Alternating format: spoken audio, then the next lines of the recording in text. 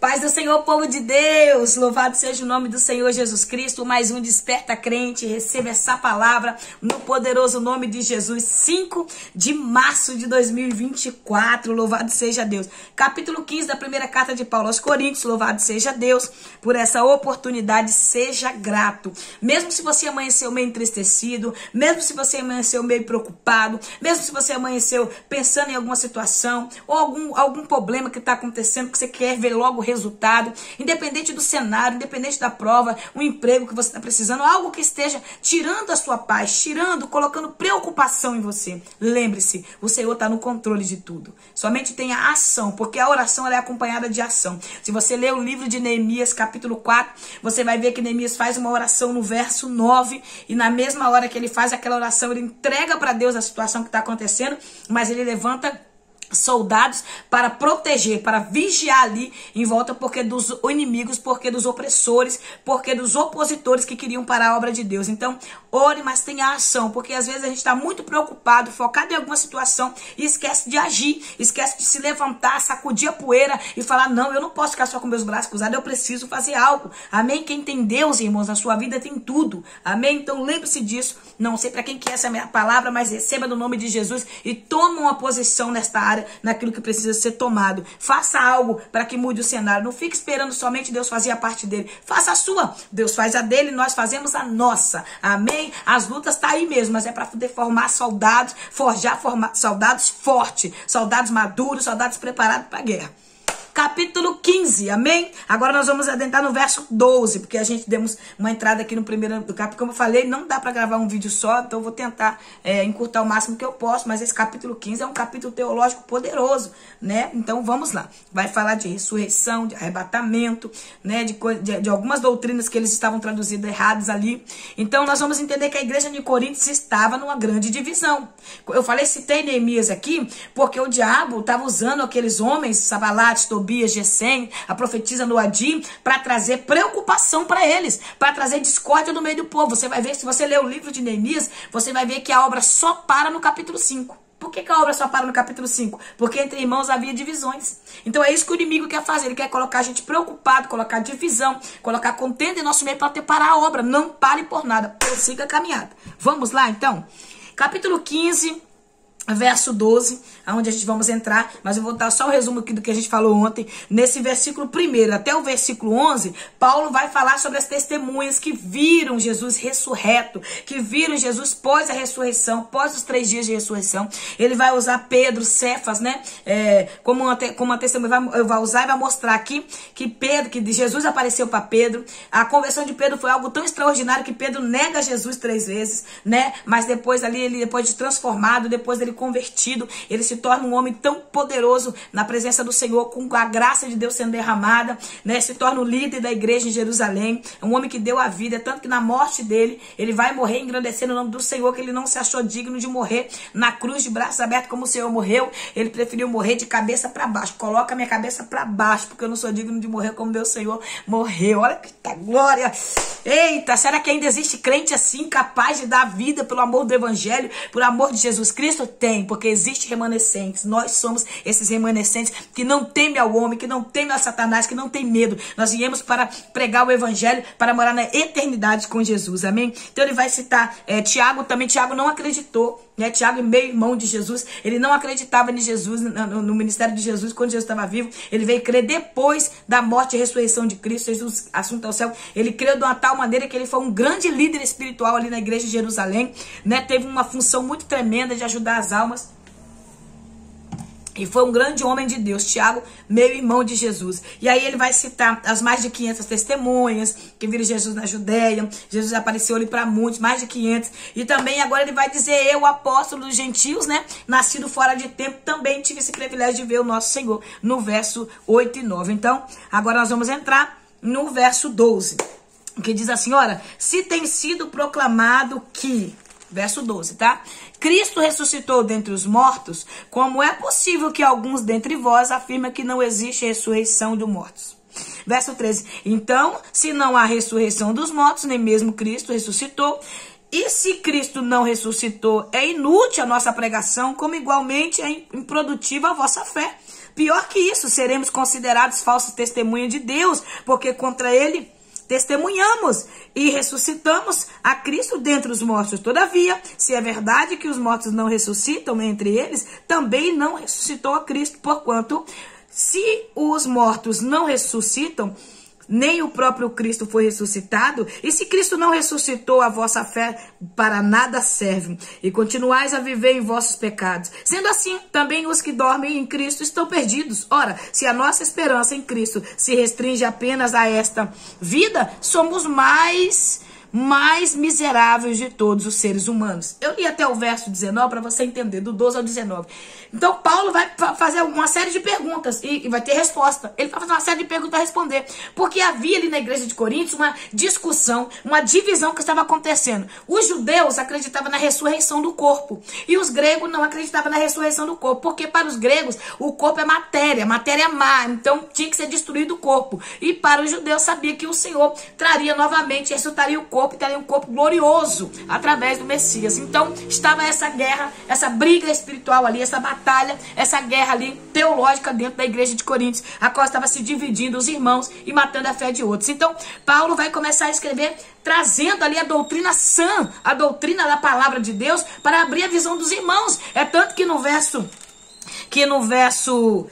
primeiro ele fala assim, ó: irmãos, lembra-vos do evangelho que vos preguei, o qual também recebeste, no qual estáis firme, porque havia irmãos firmes em Cristo na palavra. Então Paulo está trazendo a mente deles, lembrando a eles o verdadeiro evangelho, porque havia pessoas que entrou ali, heresias estava sendo introduzida na igreja, estavam fazendo uma discussão. Irmãos, a pior coisa que tem é quando a pessoa começa a discutir a verdade que está na Bíblia com a sua verdade, tirando a verdadeira verdade da Bíblia e botando a sua verdade que está na sua mente. Então, havia essa guerra espiritual, essa batalha aqui dentro da igreja de Coríntios, essa divisão. E aí Paulo vai trazer um tratado teológico poderoso para abrir a mente dos irmãos, para explicar novamente sobre a ressurreição dos mortos. Aí eles acreditavam que essa matéria má, esse corpo má que veio do pó, né, através da queda de Adão, o verso 22, porquanto assim como Adão, todos morreram em Cristo, todos serão vivificados. Contudo, cada um por sua vez, Cristo o primeiro, logo depois os que são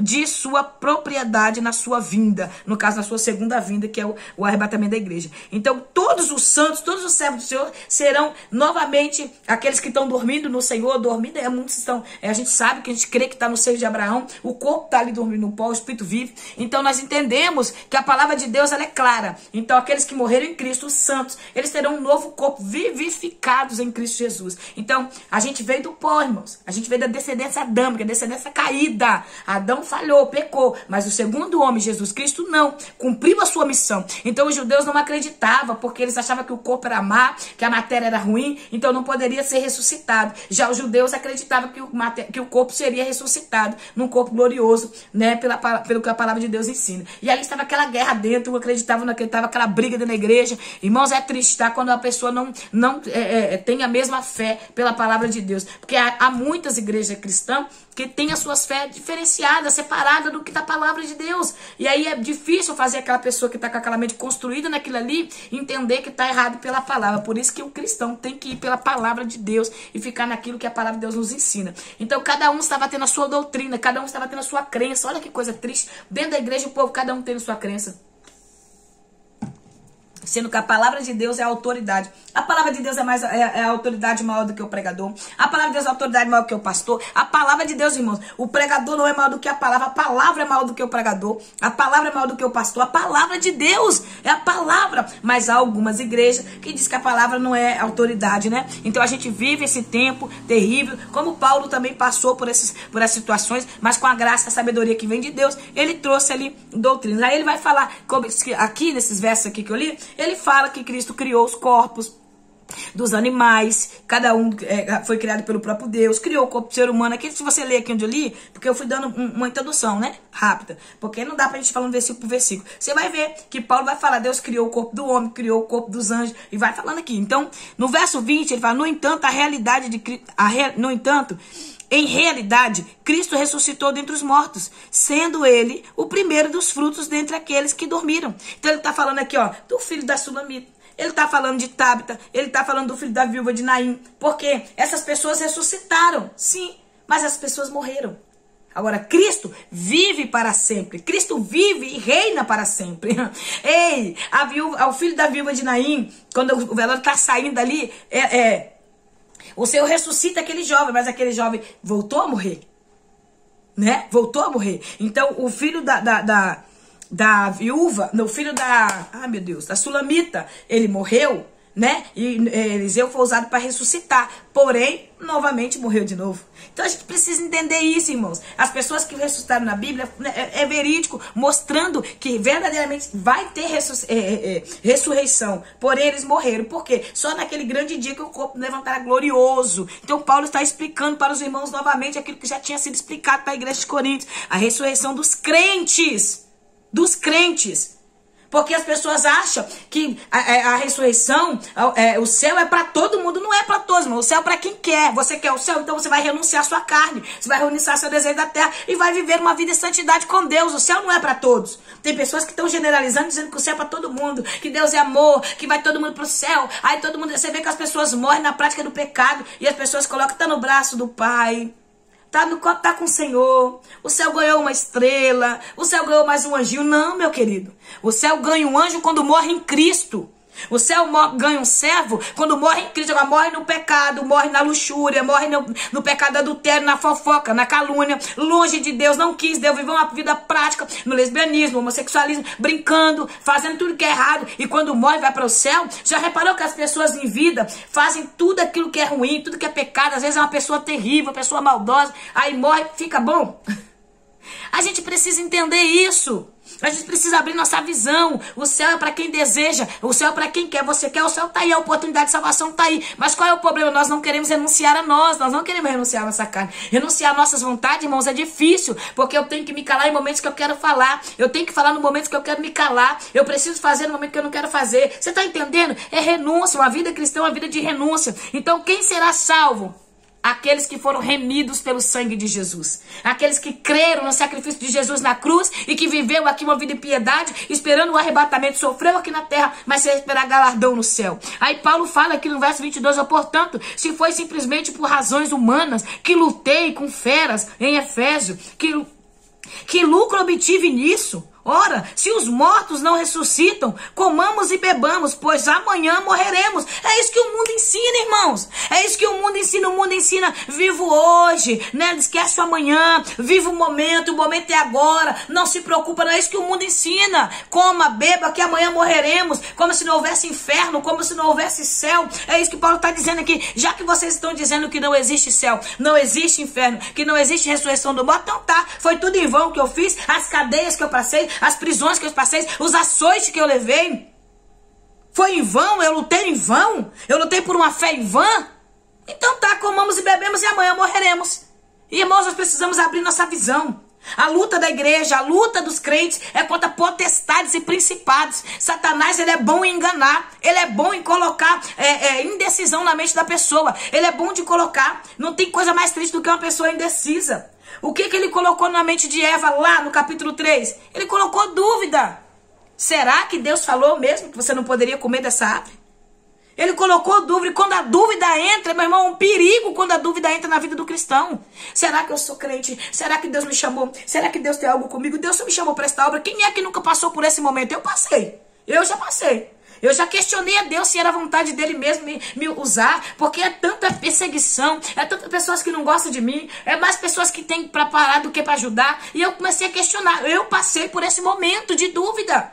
Dificilmente um crente que não passa, irmãos. Tem crente aí que se sente a quarta trindade, né? Que não fala, né?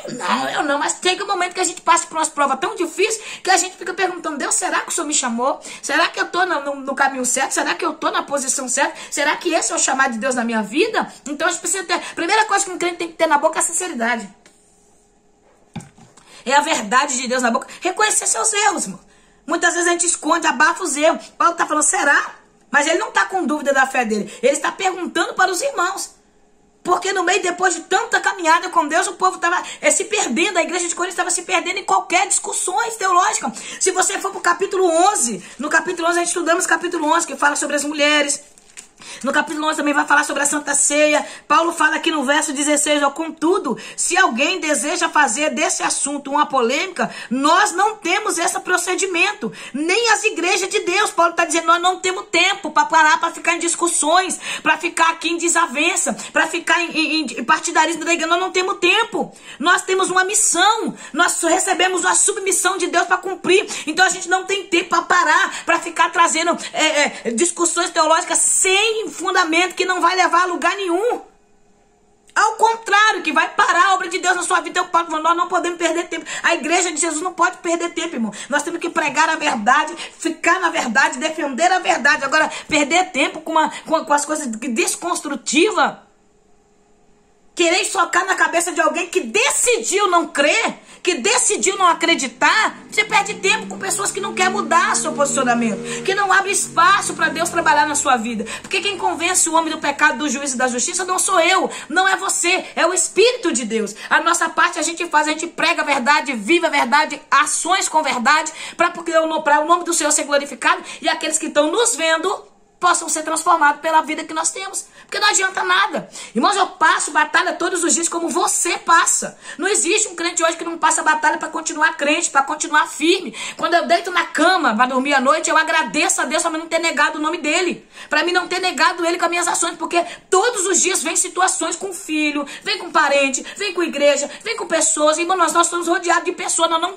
deixaremos de ter contato com pessoas. Então nós passaremos prova, porque pessoas são imperfeitas. Eu sou imperfeita. Você é imperfeito. Perfeito é o nosso Deus, então nós falhamos. Falhamos às vezes até sem saber que falhamos. Nós só precisamos entender e reconhecer que a gente precisa entender o que o Senhor tem falado aos nossos corações. Então quem será salvo são todos aqueles que foram remidos pelo sangue de Jesus, que creram. Evangelho de Jesus Cristo, segundo escreveu João, versículo 12, todos aqueles que creram em Jesus receberam o direito de se tornarem filhos de Deus. Então não adianta. Antes da gente conhecer Jesus, eu vou falar por mim. Eu estou falando por mim, tá? Antes de eu servir a Deus, antes de eu conhecer a verdade do Evangelho, eu não era cristã. Eu acreditava em Deus, nos meus termos, mas eu falava assim, esses crentes falam que Deus só vai salvar, vai levar eles. Não, Deus vai levar, todo mundo é filho de Deus. Eu tinha na minha mente que todo mundo era filho de Deus. Mas quando eu comecei a ler a palavra de Deus, quando eu comecei a entender um pouquinho mais sobre a palavra de Deus, o que a palavra de Deus me ensina, eu entendi. É por isso que em Marcos, no capítulo 16, o Senhor diz assim, ide por todo mundo e pregai o Evangelho a toda criatura. A toda criatura. Aquele que crê será salvo, aquele que não crê já está condenado. Aí eu vim entender, irmãos. Aqueles que não aceitam Jesus como Senhor da tua vida, como Salvador da tua vida. Porque não é aceitar Jesus como Senhor. Tem muita gente que aceitou Jesus como Senhor. Ai, Deus é meu Senhor, Deus é meu Senhor e Salvador. Porque se Ele é seu Salvador, você é submisso a Ele. Você se submeteu à vontade de Deus, não à sua vontade. Então o verso 12 do Evangelho de Jesus Cristo, segundo escreveu João, está assim, ó. Mas a todos quantos receberam quem? Jesus Cristo. Deu-lhes o direito de se tornarem filhos de Deus. Quem recebeu esse direito de se tornar filho de Deus? Aquele que recebeu Jesus, irmão. Aquele que creu em Jesus, aquele que acreditou em Jesus. Esse que entregou a sua vida a Jesus. Deu-lhes o direito de se tornarem filhos de Deus. Ou seja, aos que creram no seu nome. Aos que creram no nome de Jesus, entregou a sua vida para Ele. Fora isso, é criatura, meu irmão. Se não está servindo a Deus, se não aceitou Jesus como Senhor da tua vida e como Salvador da tua alma, é uma criatura. Perdão para você entender essa realidade, mas essa é a realidade. Filhos de Deus é aqueles que aceitou Jesus e que está submisso à vontade de Deus. Não existe esse negócio, eu sou crente, mas eu faço o que eu quero, vivo como eu quero, vou ganhar o que eu quero, faço a minha vida promíscua, faço o que eu quero e sou crente. Que crente coisa nenhuma, crente até o diabo é que conhece a Bíblia de capa a capa, mas não é revelado a ele. Crente qualquer um pode dizer, eu creio. Antes de eu conhecer Jesus eu falava a mesma coisa. Eu sou crente. Esses crentes, eu xingava os crentes porque eu não gostava de crente. Eu não gostava do povo de Deus. Foi um mau testemunho de alguns. Então eu achava que todo mundo era igual. Hoje que eu sirvo a Deus, que eu sou uma verdadeira serva de Deus cristã, porque graças a Deus eu busco melhorar todos os dias. Não estou perfeita não, sou falha, mas tenho buscado isso no Senhor. Hoje eu vejo, irmãos, que porque de muitos que estão lá dentro fingindo ser outros verdadeiros cristãos que servem de verdade, levam mesmo, são taxados de desconcertados. Eu falo isso para meus filhos aqui todo dia. Ontem mesmo eu falei para meu filho. Não é porque alguns brincam que todos estão brincando. Não é porque uns vivem de qualquer maneira que todos estão vivendo. A gente precisa parar com essa mania que temos de generalizar, e principalmente aqueles que não conhecem a verdade. Quando ele vê alguém, um mau testemunho de alguém, ele generaliza todo mundo. Eu fazia isso.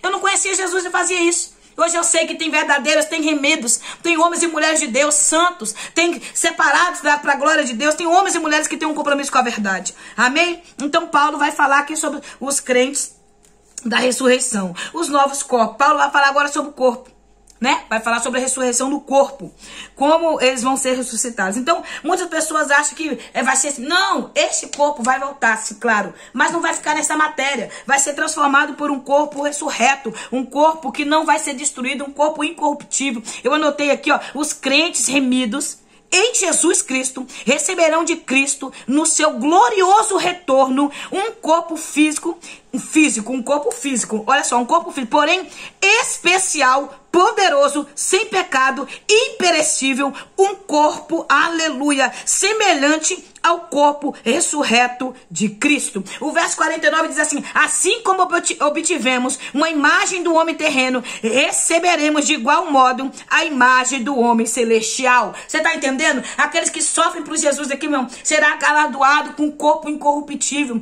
O nosso corpo não será essa matéria que se dissolve, que se destrói. Não, não. Assim como os gregos criam que não podia mais ser ressuscitado, vai ser sim, este como porém transformado em um corpo glorioso, físico sim, apalpável, porém glorioso, aleluia. E nós teremos um corpo parecido com o de Cristo, parecido não como o de Cristo, porque Cristo é um Deus, Cristo é o poderoso, Cristo é o Deus vivo. Nós teremos um corpo parecido com o de Cristo, semelhante ao de Cristo, ressurreto, um corpo glorioso. Então aqueles que dormiram em Cristo, aqueles que morreram no Senhor, esses também serão ressuscitados. E semelhante e semeando em desonra, mas ressuscitamos em glória. E semeando em fraqueza, porém ressuscitado em poder. E semeando em corpo natural, contudo ressuscitaremos com corpo espiritual. Ora, se há um corpo natural, há também um corpo espiritual. 43 e 44 eu li. Então a gente precisa crer, se apegar crendo.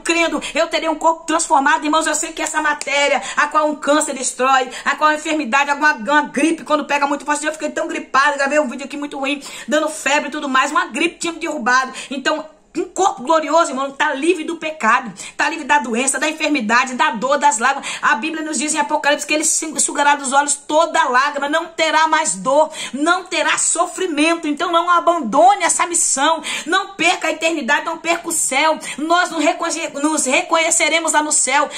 Há pessoas que acham que a gente vai chegar no céu só ficar cantando santo, santo. Não, irmão, nós teremos vida, e vida com abundância com ele no céu. Nós reconheceremos ter o seu esposo, o seu marido, lá não vai ter relações sexuais, lá não vai ter casamento. Por quê? Porque nós seremos como os anjos, nós viveremos como os anjos, nós não teremos desejo na carne, porque nós somos livres do pecado, nós não temos desejos carnais. Então imagina aí, nós estaremos na glória. Eu vou reconhecer o meu esposo no céu, eu vou reconhecer os meus filhos no céu, eu sei que eles são parte da minha família. Você está entendendo? Luta pela sua família aqui na terra, minha irmã, luta pelo seu marido, não perca, lute para que nós chegamos lá na glória, no céu, e vencemos. Lá nós nos viveremos e reconheceremos um ao outro, teremos um corpo transformado, glorioso em Cristo. Não perca isso. O quando semeias, não semeias no corpo, que virá a ser mais apenas um simples semente, sim, como uma semente de trigo ou um qualquer. O corpo do ser humano, quando morre, é uma semente que está sendo plantada ali, tá? É isso que está dizendo. Na água do batismo, quando você mergulha, até na igreja, quando estava tendo essa discussão sobre o batismo. Porque quando batiza, a palavra do Senhor nos ensina que o velho homem morre. Não que a água tem poder de curar pecado ou de tirar pecado do homem. Não se engane. A água que nós mergulhamos para batizar não tem poder nenhum de santificar. Quem santifica é a graça. Quem liberta é a graça, quem purifica é a graça. Então, quando a gente somos mergulhados na água do batismo, levantando, é um novo homem que nasce. Aquela velha mulher cachaceira, alcoólatra, fumante, brigona, aquela velha mulher morreu naquela água. E agora nasce uma nova Aldete. Uma mulher que vai ser submissa à vontade de Deus. Uma mulher que quer ser temente a Deus. Uma mulher que quer viver a vontade, os sonhos, os projetos de Deus para ela. Para viver uma eternidade. Aqui nós estamos, irmãos, num aperfeiçoamento para a eternidade. Nós estamos sendo preparados para viver na glória. Se nós não vivemos aqui em comunhão, em mansidão, se nós não vivemos aqui amando, verdadeiramente vivendo a vontade, nós não estamos preparados. Já se analisou se você está preparado para o céu? Eu me analisei. E eu preciso reconhecer muitos erros e começar a melhorar muito em mim. Porque nós, como seres humanos, nós somos egoísmo, nós somos egoístas, nós somos soberbos. Só que nós não gostamos de assumir isso. E pra gente se libertar dessas coisas, a gente precisa assumir e pedir a Deus a libertação. É por isso que nós estamos vendo pessoas hipócritas, egoístas, fuxiqueiras, contendeiras, invejosas, mentirosas, pessoas ciumentas, porque não assumem que precisa da libertação de Jesus. Eu assumo, Jesus, eu preciso ser liberta, me ajuda, me limpa, me cura, me transforma, eu quero melhorar, eu preciso ser a mulher que eu fui ontem, eu preciso ser melhor hoje, eu não quero ser a mesma de ontem, eu quero transformação porque eu quero chegar no céu. Como que eu vou chegar no céu se eu não deixo que Jesus transforme a minha vida, transforme a minha alma? Precisamos dessa libertação. Amém? Amanhã nós vamos voltar com o verso 50 e encerramos esse capítulo 15. Amém? Louvado seja Deus. Então o primeiro homem foi formado do pó da terra, o segundo homem veio dos céus. Aleluia! E todo crente que permanece em Cristo, o homem que veio do céu, o poderoso, o que viveu, entregou sua vida naquela cruz e não pecou, não negou a Deus, cumpriu a sua missão, está torcendo para que eu e você cumpra também a nossa missão. Jesus Cristo está de braços abertos esperando todo aquele que crê nele. Vem, minha irmã, você que se afastou para Jesus, você que desistiu da caminhada, você que está vendo erro de homem, erro de pastor, erro de pessoas, você que está vendo pessoas brincar com Deus, está desanimado na fé, receba ânimo na fé, receba alegria, receba paz no teu coração, há um céu à nossa espera. Não desista do céu, porque é de meia dúzia de pessoas desconcertadas, porque tem mais servos fiéis do que infiéis. Creia nisso, creia nisso. Eu comecei a colocar na minha mente, no meu coração, há muito tempo atrás, que existe mais fiéis do que infiéis. E é verdade. Existe mais pessoas temerosas e fiéis do que infiéis. Vou te ensinar uma oração que eu faço. Pede a Jesus para te apresentar o povo dele. Pede a Jesus para te apresentar os amigos dele, os filhos deles. Pede a Jesus para te apresentar os que andam com ele, que Jesus vai te apresentar, tá? Começa a orar, pedindo a Deus, me apresenta os seus, me apresenta, Senhor, me mostra, Senhor, teus filhos, meus irmãos em Cristo, aqueles que caminham com o Senhor, mostra, Jesus, que Jesus vai abrir a tua visão e vai te mostrar para você não se perder no meio da caminhada. Amém? Que Deus te abençoe, que a paz do Eterno te alcance, que a graça e a misericórdia dele continue te fortalecendo. Seja bem-vindo no canal, eu vi que tem novos inscritos aí no canal. Deus abençoe minha amiga Daniela, minha irmã, nós se conhecemos através de um grupo, irmãos, e criamos ali um vínculo, nós conversamos, ela é uma bênção, se inscreveu no canal. Deus te abençoe tua vida, minha irmã, que Deus abra muito sua mente, seu entendimento, a todos que já estão inscritos, a nossa irmã Dalzira, ela está sempre aí comentando, a nossa irmã Val, todos os irmãos que estão sempre comentando, Deus abençoe a cada um dos irmãos, que Deus continue fortalecendo, continue dando graça, continue abrindo o entendimento, fique firme com Jesus. Eu sei que os dias atuais está difícil, eu não posso sentar aqui e ficar tampando o sol com a peneira, não posso, eu tenho que sentar aqui e falar a verdade. O nome desse canal é Desperta Crente, por isso mesmo, para nos despertarmos, a não largarmos Jesus por nada. Há muitas pessoas desanimadas, desistindo da fé, parando a caminhada, porque nós estamos vendo muitos escândalos, mas a palavra de Deus não nos deixa enganado, irmão. A palavra diz, é nítido que vem os escândalos, mas ai daqueles que vêm os escândalos. Então não se escandalize não, irmãos, tá? Somente fique firme em Jesus. Viu que alguém falou, olhe por essa pessoa e continue caminhando. Viu que alguém tentou te parar, ore por essa pessoa e continue caminhando, mas não ore para matar não, tá? Ore para Deus para permanecer essa pessoa de pé, permanecer viva, fiel, que se seja liberto, para que o nome do Senhor seja glorificado e que você também alcance tudo aquilo que o Senhor preparou para a sua vida. Porque quando nós desejamos o mal para alguém, no automático, vai vir para nós, tá? Provérbios 23, versículo 7, assim como o homem pensa, assim o homem é. Quais são os seus pensamentos? O que você tem pensado? O que você tem desejado para as pessoas? Analisa. Tá bom? Deus abençoe a sua vida. Tamo juntos no nome de Jesus. Vamos orar para encerrar esse vídeo. Amém? Sou grata a Deus pela sua vida. Muito obrigado pela confiança. Senhor, eu quero louvar o teu nome. Eu quero pedir ao Senhor que não fique confusão em nossa mente. Nós teremos um corpo glorioso, Pai. Nós seremos ressuscitados se morrermos antes do arrebatamento. Mas a Tua palavra nos ensina que nem todos dormiremos. É aqui mesmo nesse capítulo fala. Nem todos dormiremos. Alguns de nós, ó Pai, seremos ressuscitados. Ah, Senhor, outros, ó Pai, seremos levados ao arrebatamento vivo porque estavam vivos quando aconteceu. Quando a trombeta soou. Eu acredito que nós somos a geração do arrebatamento. Nós somos a geração que iremos subir para a glória. Nós somos a geração que iremos estar com o Senhor breve e não vai demorar. Não deixa nós perder, Senhor, este momento, Senhor, a visão. Não deixa a gente se perder na caminhada. Não deixa a gente olhar para trás. Não deixa a gente se confundir, Pai, nesta caminhada. Mas eu oro agora clamando a Tua graça, a Tua poderosa misericórdia. Abra o nosso entendimento, abra a nossa visão e nos ajuda a reconhecer que nós dependemos do Senhor, que nós precisamos do Senhor. Por isso, Pai, abra o entendimento da Tua igreja. Nos fortaleça, nos encoraja. Senhor, nos dê discernimento para continuar nesses últimos dias, nesses últimos tempos. Porque, Senhor, Senhor, O Adão, Pai, o segundo homem, Pai, o poderoso, aquele perfeito, Jesus Cristo, virá buscar esta igreja. E breve, Senhor, nós iremos para casa. Não nos deixa, Senhor, esquecer que nós somos a imagem celestial, Senhor, de um Deus vivo. Que nós venhamos aqui, Pai, e temos um propósito maior, que era ir para a glória, estar no reino, Pai. Que breve nós estaremos juntos, com o corpo glorioso, vivendo a Tua vontade. Ó Deus, eu me entrego nas Tuas mãos. Eu glorifico o Teu nome, porque até aqui o Senhor tem nos sustentado, até aqui o Senhor tem nos levado, Pai, firmes na Tua presença, e é o que eu te peço, no nome de Jesus, amém. Que Deus abençoe a sua vida, que a graça do Senhor te fortaleça, estamos juntos para a glória de Deus, amém.